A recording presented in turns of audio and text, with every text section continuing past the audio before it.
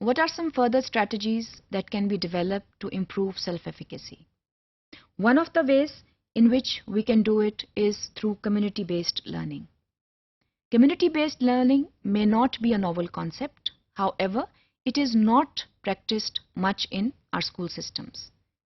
ہم جب community based learning کی بات کرتے ہیں تو اس میں ہم نالج کو جو ہے وہ نہ صرف سچویشن اسپیسیفک کرتے ہیں بلکہ ہم نالج کو جو ہے وہ ریئل لائف میں لے کر آ جاتے ہیں اور ہم اسٹوڈنٹس کو یہ مواقع فراہم کرتے ہیں کہ وہ ریئل لائف میں جا کر جو ہے وہ نالج گین کریں اور اس سے ہمارا یہ خیال ہے کہ نالج بیس زیادہ اسٹرانگ ہوتا ہے.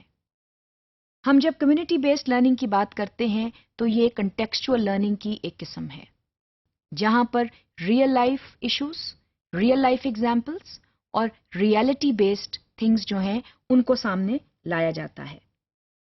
اسکول جو ہے اس کا کنیکشن ڈائریکٹ کمیونٹی کے ساتھ بلڈ ہو جاتا ہے.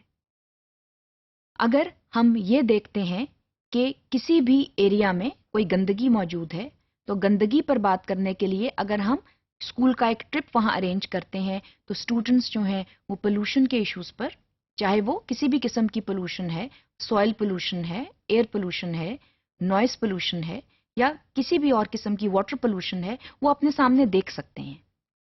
تو کتاب سے دکھانا، تصویری شکل میں دکھانا اور حقیقت میں جا کر دکھانا، یہ دونوں چیزیں مختلف ہیں. اور نالج بیس جو ہے وہ تبھی اسٹرانگ ہوتی ہے جب آپ ریئلٹی بیسڈ بات کریں، جب اسٹوڈنٹس جو ہیں وہ اپنی آنکھ سے دیکھیں. اس سے جو نالج ہے اس کی زیادہ اسٹرانگ بیس بنتی ہے. تو کمیونٹی بیسڈ لرننگ جو ہے اس سے بھی جو ہے وہ پوٹینشیل ڈیولپمنٹ اسٹوڈنٹس کی ہو رہی ہوتی ہے. کمیونٹی بیسڈ لرننگ جو ہے وہ ایک چیلنجنگ کام ہے اور اس میں تمام اسٹیک ہولڈرز کا متفق ہونا بہت ضروری ہے اور اس میں پراپر پلاننگ بہت ضروری ہے کیونکہ یہ basically again it's a project based learning. اور اس میں جو لرننگ ہے اور اپرینٹنشپ ہے یہ سب چیزیں جو ہیں وہ اسکول ڈائریکٹڈ جو ہیں وہ ہوتی ہیں.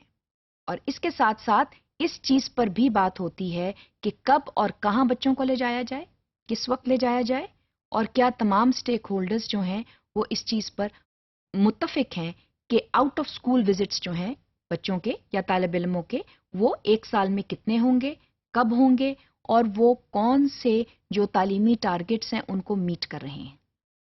تو یہ سب چیزوں کی پلاننگ کرنا سب سے پہلے بہت ضروری ہے. اس کے علاوہ اسکول، ٹیچرز اور جو کمیونٹی ہے mutually they sit and they set their goals. That again is something that requires a lot of time and energy. یہ چیزوں کو پری ڈٹرمن کرنا ضروری ہے تاکہ جب ان کا آپ ادراک کرنا چاہیں، جب ان کا استعمال کرنا چاہیں تو things are in proper place. Otherwise confusion جو ہے وہ بلڈ ہو جاتی ہے کیونکہ الٹیمیٹ ایم ہمارا یہ ہے کہ ہم اسٹوڈنٹس کو صحیح نالج بیس دیں، ہم ان کو پر اعتماد طالب علم بنائیں تاکہ وہ معاشرے کا ایک اچھا حصہ بن سکیں. تو وہاں پر جو ہے وہ ہماری کوشش یہ ہوتی ہے کہ ان کو ریئل لائف پرابلمس جو ہیں وہ دکھائیں. وہ پرابلمس جو وہ صرف کتاب میں پڑھ رہے ہوتے ہیں ان کو حقیقت میں بیان کریں اور ان کو حقیقت میں دکھائیں.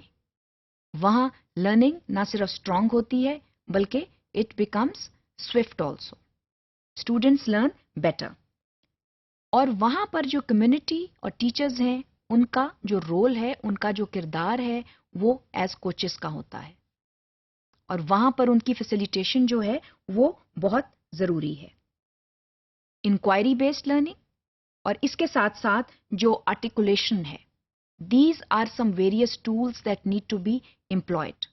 Investigation of issues, articulating about them, hypothesizing about them اور اس کے ساتھ ساتھ proper collaboration اور negotiation جو ہے these are some tools which are required for this purpose.